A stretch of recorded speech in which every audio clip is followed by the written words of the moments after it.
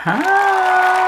Bulag tayong lahat. Nandito ako sa room. At kakadating ko lang from work. Hihiga ko lang muna yung aking habang tayo nagchichikahan. Higa ko muna yung likod ko, talagang ang sakit. Binabalakang ako. Hindi ko alam kung sa lamig, sa pagod. Wala namang problema sa ihi ko. Comment nyo down below nga mga kamimi. Ang sakit talaga. Pag yung ang tagal ko na nakatayo at may ginagawa, ay kailangan ko talagang umupo, day. Tapos, pag yung ko, yung may kukunin ako, yung kunyari nahulog sa baba, sa semento, sa sahig. Kunyari yung pang walis, nahulog, kukunin ko, ouch! Talagang ako'y namimilipit. Naramdaman ko to kahapon. At may padalawang araw na pagod. Pero kanina umaga, pagising ko, hindi naman. Siguro sa sobrang na to. Grabe talaga. Sobrang pagod. Naggawa na nga din ako ng aking inumin dito. Mainit pa kasi. Mint at saka merong lemon at saka honey. Ayun na nga, wait lang. Tikman muna natin. May chichika pala ako sa inyo mga kamimi.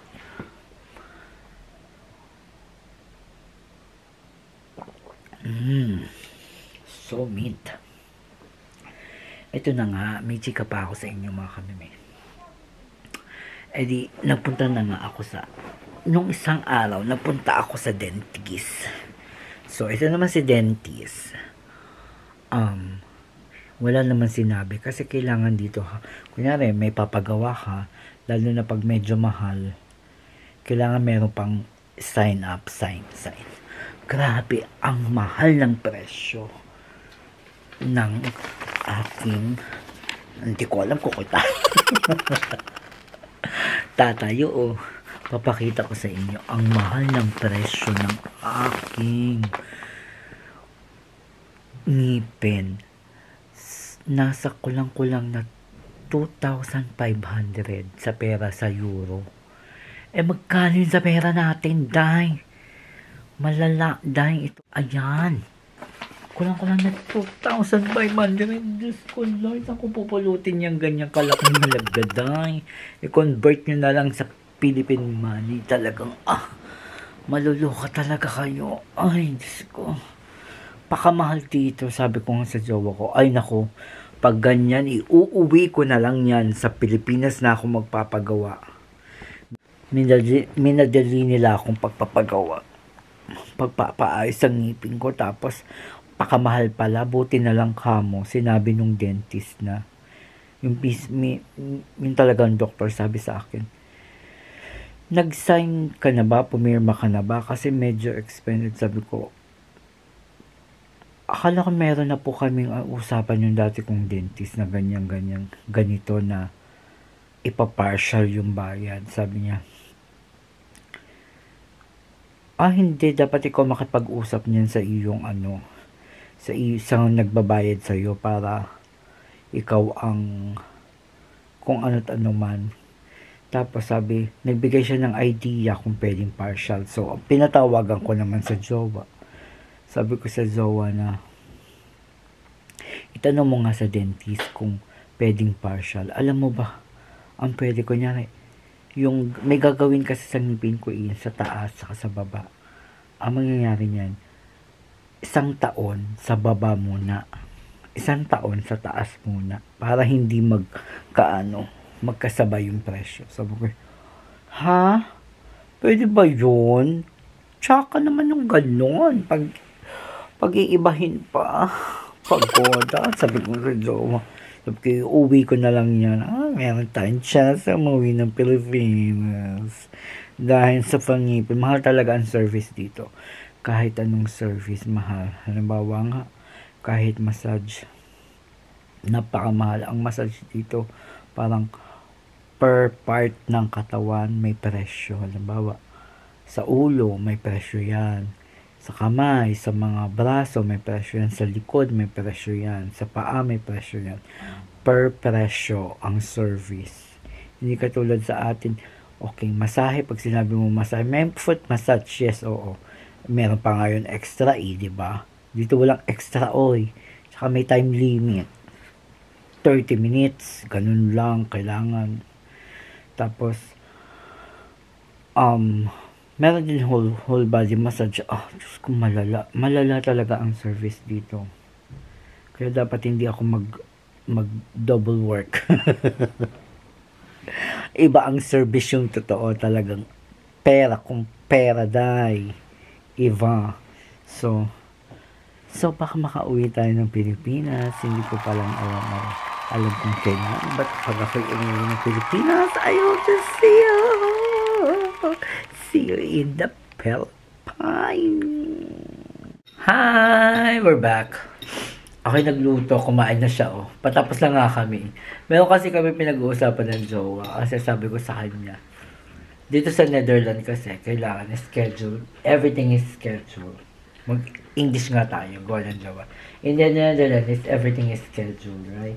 So even your dentist, in your hospital, clinic, even everything is scheduled. Even the hairdresser. Even the hairdresser, in the restaurant, you need to have a schedule, what time you're gonna go, if it's approved, also.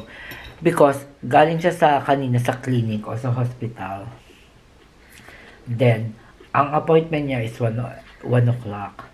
And then, naghintay siya ng 30 minutes. Ang sabi ko naman dito, why they have a schedule like that? If you're late, for example, I'm late, I cannot go on. Because they have somebody waiting for me. They need to move on. But if they are late, you need to wait.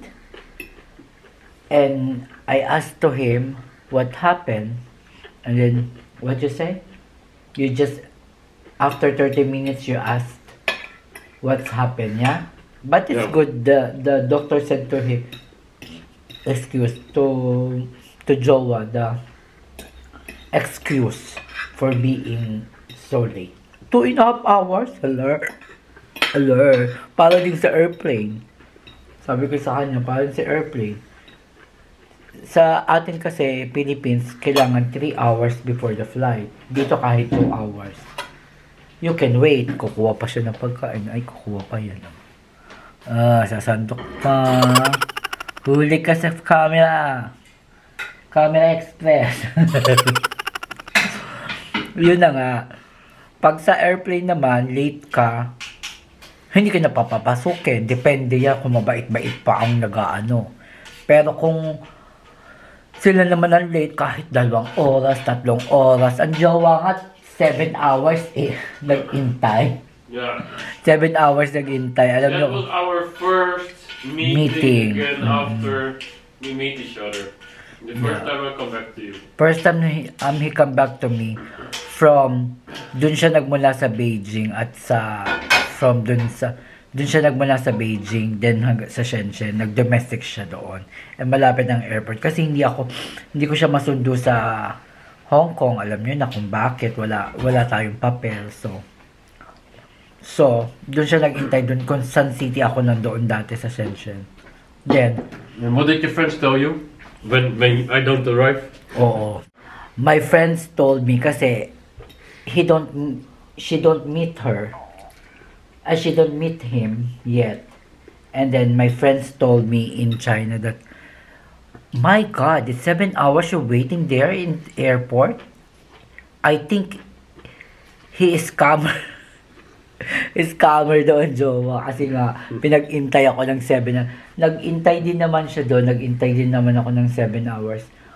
My God, as in 7 hours din ako nag-intay sa airport. Kasi, imagine how long you travel from here, Netherlands, Amsterdam to Beijing. Is direct to Beijing or? No, that was direct. It's direct. The only thing is the domestic from Shenzhen.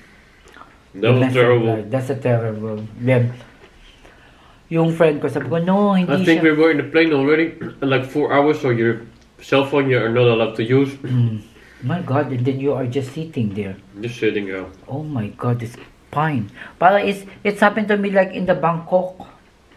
But that's is Corona time. Like 2 hours, we stayed there. We cannot go. They just clean. Same airplane, but we cannot go out.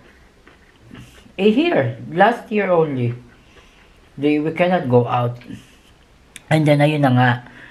Balik tayo sa friend ko. Sabi nung friend ko, baka nga daw hindi siya totoo. So, sabi ko, hindi totoo siya. Nag-meet na kasi kami. Doon, nag-meet na talaga kami one time. Doon nga kami nagkakilala sa site niya. So, after noon, pinakilala ko sa kanya. Yeah. Oh, pinacolada? I meet you with my friend, Leia. Yeah. Ayun, storytelling kami ngayon habang kumakain. Dapat kayo din. Kayo ba ganyan din kayo sa mga partner nyo, sa family nyo, habang kumakain, nag-storytelling kayo.